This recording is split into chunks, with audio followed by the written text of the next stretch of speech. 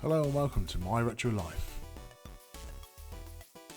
Today I'm going to look at this Galaxy Invader 1000 by CGL. You may know it by a Tandy brand or by Gakken, but in the UK it was sold under the CGL brand. And this is my actual toy that was bought back in 1982. As you can see, it's a bit unloved at the moment and unfortunately it doesn't even work, but hopefully I can get it up and running. So let's see what we've got to work with. It's pretty dirty, as you can see. It's been sitting in a box, unfortunately, in the roof, and it's one of the projects I've never got round to doing, so I thought, as I've got a bit of time on my hands, now's a good time to possibly start. It feels a bit crunchy when you kind of push the buttons, and as I say, it doesn't actually work at the moment. I think there's a little bit of corrosion on the battery terminals, but we'll have a look at that in a minute. Overall, though, it's not too bad, but let's just take a quick look at the battery terminals. Yeah, there's a little bit of rubbish on there, probably needs a bit of a clean, but that should be pretty easy to fix. Hopefully there's no other problems when we look inside. The plastic, as you can see, is in pretty poor state, but hopefully again we can do something about that and try and make this look as good as we possibly can. Just trying out the controls here, yeah, and they definitely look a bit horrible, so we can clean those up with a bit of contact clean. And looking at the plastic, you can see that it's quite heavily scratched and marked. There's a layer of dirt and horrible other stuff sitting on it, so it's going to need a good bath. But before we do anything, we need to take it apart. Just 4 screws holding it together, so nice and easy to get the lid off, and then we can see what it looks like inside.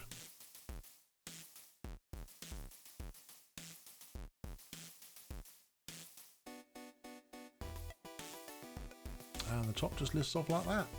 Easy. So inside it's actually quite clean, surprisingly.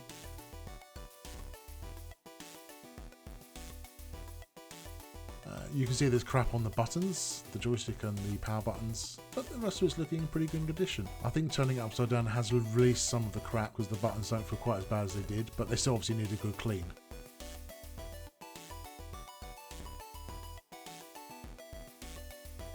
Let's just start taking this apart now. We'll take off the power jack.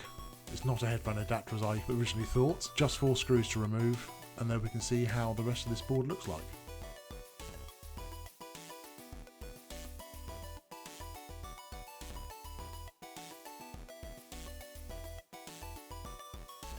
So carefully lift it off, and it looks okay.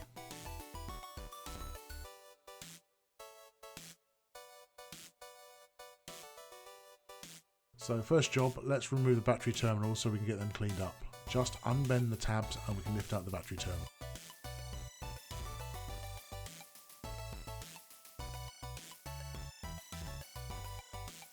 These two I should have cleaned the solder off a little bit more. I regret not doing that, so I'll just have to use a little bit more effort to pull these out.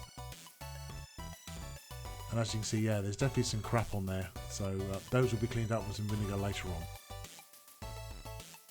So to clean up this plastic, we need to remove 4 more screws from the back of the unit.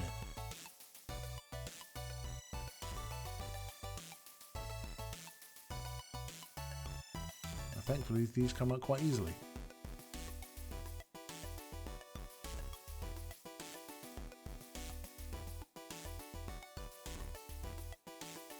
And there we go. So on the back of the plastic you can see there's a piece of black cardboard paper which is used to mask off some of the yellow plastic that's underneath to make it look nice and neat. There's a slight tear in this and it was already there before I took this off, but so I'll just put that to one side, and then we need to figure out how to make this glass look a bit better. I could polish it, but I don't really want to do that because it might take off the markings, so I need to think of another way of doing this.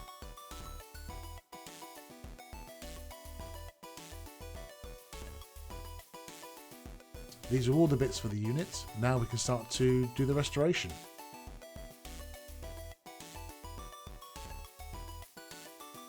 Before we do anything, let's clean up all the plastics and make them look as good as we possibly can.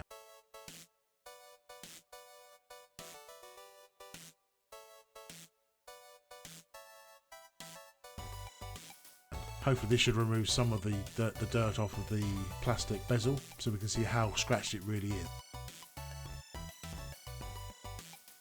Okay, so to clean up the battery terminals and some of the screws, because they've got a little bit of rust and marks on them, I'm just going to drop them into some white vinegar and leave them for a couple of hours.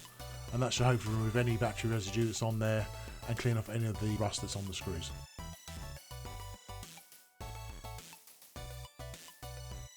Now this has been cleaned up, it's looking a bit better, but you can still see there's a lot of scratches and marks on there. That's not going to be easily polished out, even if I wanted to polish it. So what I'm going to do is I'm going to use some of this Pledge Reviver floor polish. This works amazingly on plastics, and the results it gives are just unbelievable. And it's really simple. All you need to do is have a little container, take your bezel or your piece of plastic, just immerse it into the liquid just for a few seconds, make sure it's completely covered, and then carefully lift it out, avoiding any bubbles on there, and just let it drip off just for a few seconds back into the tank. Give it a little shake, and then put it onto some, and don't drop it as well, and put it onto some tissue just to let it drain off. I did actually redo this again after I shot this just to make sure there was no marks on the front. And once you've done that, just cover it up with a container over the top just to stop any dust or hair getting onto the pledge before it completely dries, which takes about 24 hours. So whilst we're waiting for that to dry, let's do a quick clean of the board.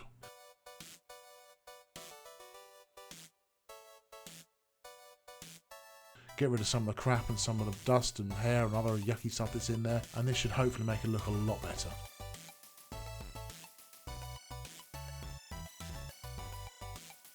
I did also squirt a little bit of switch cleaner into these switches just to make sure they work perfectly, and there we go.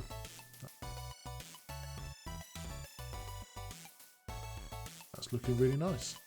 So here's the plastic 24 hours later, and as you can see, it now has an amazing shine in it, and most of the scratches are no longer visible. Yes, you can see a few, but they're not there if you look at them in direct light. The battery terminals are nice and clean, and all the screws now have no corrosion on them. The vinegar has made them go slightly darker, so what I'm going to do is just give them a quick polish, just to shine up the ends. And I'm just going to use some Auto Sol.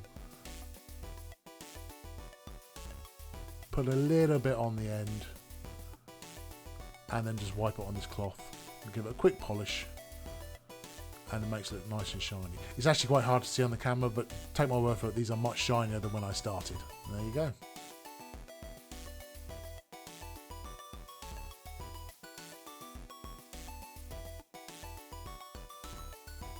So there we have all the pieces completely restored and ready to go back together. I did put a little bit of plastic polish onto the outside shells just to make them look even better. But before we put this back together, let's just have a quick reminder of what we started with.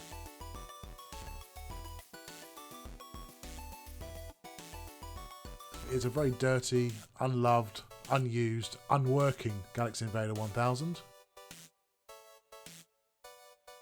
Now we have something that looks, I think, incredible. For maybe an hour's work, this looks brand new out of the box. I can't believe how well this has come out. And this goes to show, with a little bit of effort, the right cleaning tools, you can make something that is absolutely horrible into something that's easily good enough to put on display. I would have liked to have replaced that sticker maybe, or found a sticker to replace that, but to be honest, I quite like it this way it is. And as you can see, now we've put the plastic polish on there, this bezel now looks really, really nice. The question is, does it now work?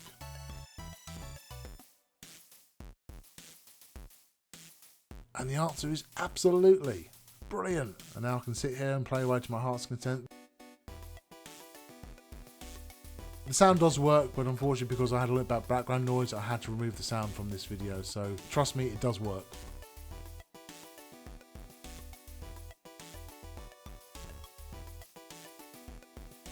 And there we have it. Thank you very much for watching this first video. I hope you learned something. I look forward to seeing you on another one.